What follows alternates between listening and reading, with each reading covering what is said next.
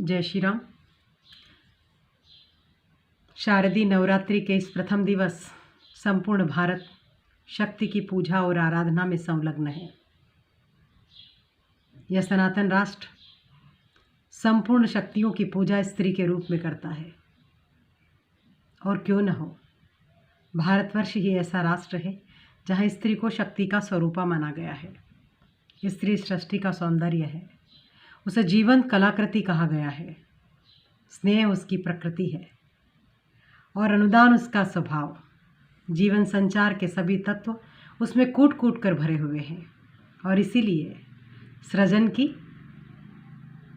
अनगढ़ता और कुरूपता को सुगढ़ता में परिवर्तित कर देने का प्रखर प्रयास वो सतत करती रहती है। भगवान वेदव्यास ने भी स्त्री को 21 नाम से संबोधित किया है। उन्होंने तो ये भी कहा है कि गंगा के समान कोई तीर्थ नहीं है, भगवान विष्णु के समान कोई प्रभु नहीं है और भगवान शिव के समान कोई संसार में पूजनीय नहीं है। किंतु वात्सल्य स्वरूपा स्त्री मात्रधय के समान कोई गुरु नहीं है। पुण्या कापि पुरंधरी, उसने अपनी संपूर्ण शक्तियों का चरम विकास और गौरव इसीलिए प्राप्त किया है। एक कथा है कि घनघोर जंगल में एक वृक्ष पर नन्ही सी लता लिपटते लिपटते वृक्ष के बराबर आ गई। वृक्ष को अहंकार हुआ।